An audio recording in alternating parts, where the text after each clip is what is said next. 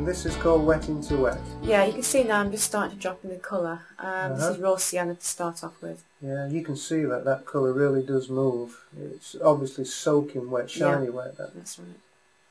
And what are you going to do next? The next thing I'm going to do is I'm going to introduce some cobalt blue into this composition. You can see I'm painting right through the stag at this stage. And just letting the colours drift into one another.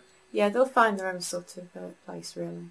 I've got to point out that you've got your board angled at about 10 degrees towards us, so we can see the colour running down towards the bottom of the paper, which gives us an indication that the top's a drying edge. That's right, yeah. You've got to sort of try and resist from chasing it about too much and really let gravity take its sort of... Yeah, just use gravity and the surface tension of the water, because you can rely on that. So you're putting some stronger colour in now. Yeah. As it's drying out, obviously it travels less, so... It's a bit like an accelerator, that water. The wetter it is, the faster the colour moves. What's that colour you're using? That's alizarin crimson I'm bringing down now, and I've just got a little bit of purple. You can see that it's mixing in with the blue, and I'm just bringing sort of a diagonal down to give myself a bit of a composition there. This is just sort of a soft out of focus sort of image that you're preparing at the moment, and you're painting through your pencil sketch. Yeah, these sort of three colours were typical of a whole series of stag paintings that I did. Yeah. Taken from our trip up to Scotland.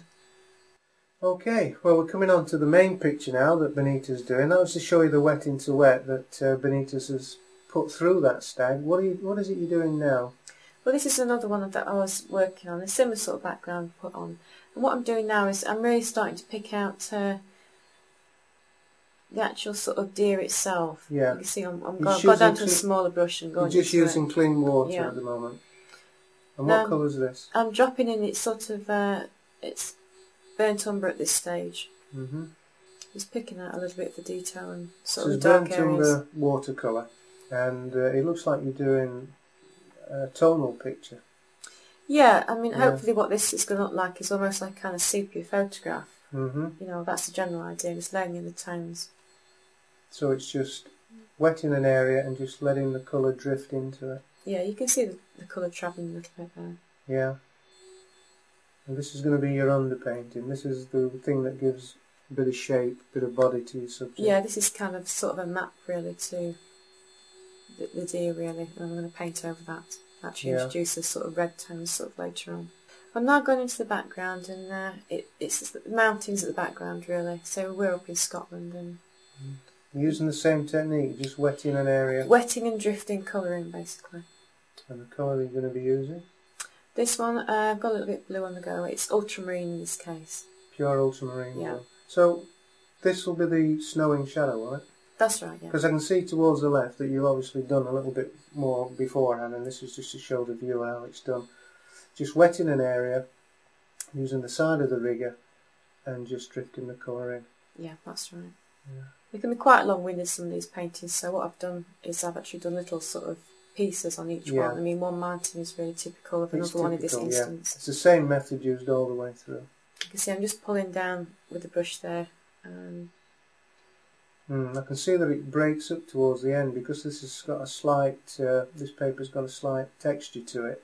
As you drag the side of the rigger across the paper, it tends to hit the highs and miss the dimples as it breaks up at the end. Yeah, you can see it just about there as you're coming down. I can see that. You can see I've got the tail of the brush quite flat onto the surface there. I'm not using the point. That's number 6 rigger, one of our own, a John Bond rigger. Good for detail as well. So what's the next bit then, Bonita? You can see I'm just putting a little bit of the water on there with the brush. That's clear water again. That's on the distant hills. That's right, above the lock. And I'm pulling back up to the mountain there. And what I'm going to do is I'm going to introduce a little bit of colour now, suggesting some of the background sort of foliage. So you're just putting water on at the moment though, you just sort of, you're not drenching the whole thing, it looks like you've missed a few bits. Going down to using the rigger now. You can see that's a purple mixed up of ultramarine blue and alizarin crimson. Yeah. And you can more or less see the drift on that where it's actually going uphill. It is, yeah. So for anybody watching this, it's actually moving uphill. It's following by capillary action, the actual water. You're just dabbing it on, you're not sort of spreading it all over, and that's the darker colour.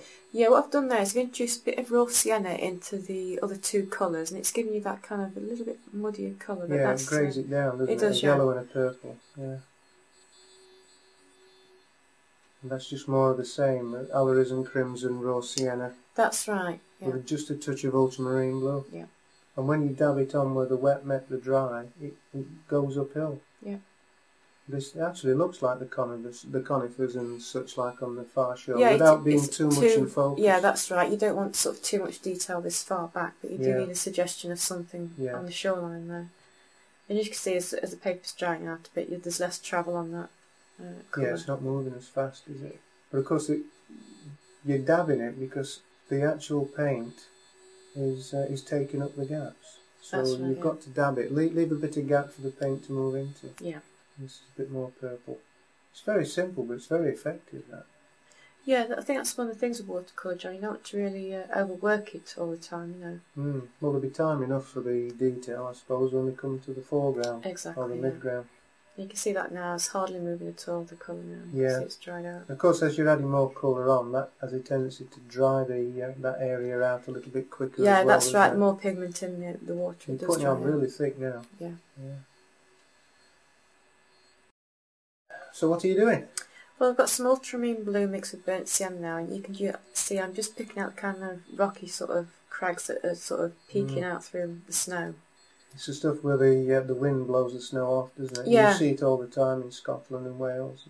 And as you get a bit of a thaw, you tend to get some of the boulders actually that get exposed and that on the top. So that's pretty strong colour you're putting on there. It's I suppose it has to be that dark and that thick to get the effect, really. Yeah, that's right. Quite bold.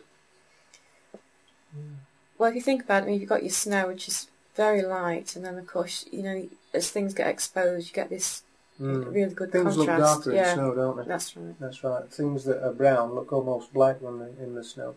Well, I'll be interested to see how you get on with the water.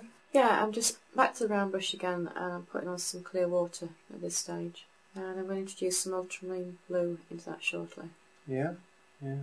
So you're not actually wetting the whole of the water, you're just wetting about halfway down. Yeah, that's right. And I'm down to the rigger to start putting my pigment in. You can see that sort of That's the travelling ultramarine down. blue. Yeah. And I've left this sort of little white piece sort of around the land, and that's just separate my water from the land, and also suggests a little bit of sort of you get sometimes like this sandy sort of beach bit at the end of the mountain. And I'm bringing water up to that, and you can see that the colour's actually flowing down into that wet patch that I've introduced, because I don't really want to flood the area with too much ultramarine blue. So you wet that bottom area and brought it up to the ultramarine blue. that's right, yeah. It's diluted it a little bit. Yeah. And now introducing sort of kind of purple shades that I had in that sort of suggestion of foliage above it, really. It's this sort of reflection, and I've got a bit of the raw sienna in there with it, Yeah, so it's a purpley grey and so on, yeah. That's right, yeah. And you're just touching the colour there where the wet met the dry and letting it cascade down into that damp area. That's right. What I've done here is I've taken the water off my brush, and I'm actually sucking some of the colour out with the dry brush now. Yeah, see, for those that can't see off camera, Bonita's squeezing the brush out so it's dry, and then just lifting that wet colour off, giving a lighter area in the middle. That's right. Back to the stag now.